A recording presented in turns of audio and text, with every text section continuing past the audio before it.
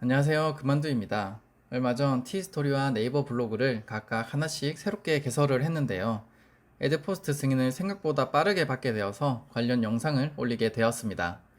블로그를 하고 있으신 분들 혹은 관심이 있으신 분들은 인터넷에서 애드포스트 승인 조건을 한 번쯤 보셨을 텐데요. 보통 블로그 개설 90일 이상, 게시글 30개 이상, 1방문자 100명 이상 이 정도가 되어야 애드포스트 승인을 받을 수 있다는 내용이 많이 있습니다.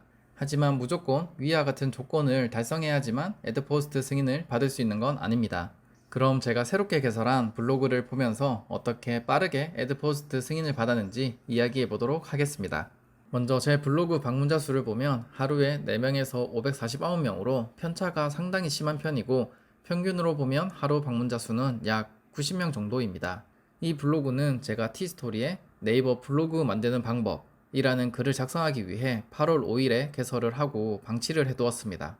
그리고 9월 21일에 첫 글을 작성했습니다. 처음 글을 작성한 날을 기준으로 한다면 한 달도 안 되는 기간에 애드포스트 승인을 받았으며 개설일을 기준으로 해도 90일이 되지 않습니다. 저는 블로그에 글이 14개에서 15개 정도였을 때 애드포스트를 신청했고 승인을 받은 날 기준으로는 글이 총 19개로 게시글이 20개가 되지 않았지만 승인을 받았습니다. 이렇게 제 블로그를 기준으로 애드포스트 승인 조건을 이야기해 본다면 대략 블로그 개설 70일 이상, 게시글 19개 이상, 1방문자는 평균 90명 이상 정도라고 할 수 있을 것 같습니다. 이전 영상에서 말씀드린 것처럼 저는 새롭게 개설한 블로그에는 양질의 글을 쓰는 것이 아니라 티스토리에 글을 쓰고 똑같은 내용으로 조금 간단하게 작성하기 때문에 대충 쓰는 느낌이 많이 있었습니다.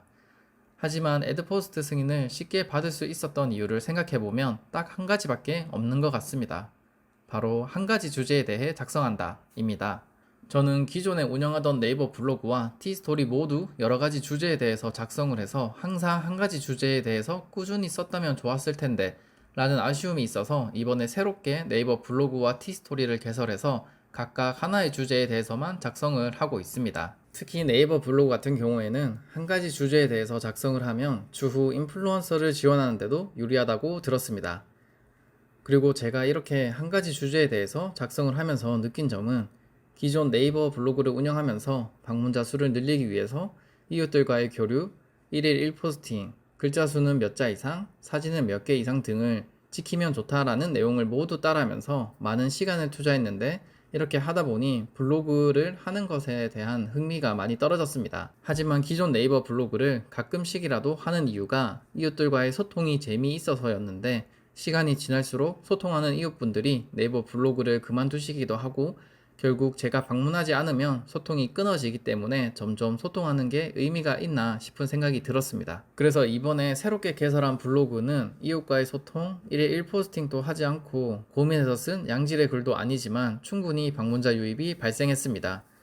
그렇기 때문에 네이버 블로그에 관심이 있으신 분들 혹은 지금 하고 있지만 흥미가 없으신 분들은 다른 거 신경 쓰지 마시고 한 가지 주제에 대해서 꾸준히 작성하시는 걸 추천드립니다. 특히 블로그에 대한 강의를 보면 강의들마다 하는 이야기가 달라서 무엇이 정답이라고 할 수 없는 것 같습니다. 그렇기 때문에 내가 흥미를 가지고 꾸준히 할 수 있는 것이 가장 좋은 방법이라고 생각합니다. 애드포스트를 신청한 날 애드센스도 같이 신청했지만 애드센스는 떨어졌습니다. 애드센스 승인을 받으면 또 이에 대한 내용을 올리도록 하겠습니다.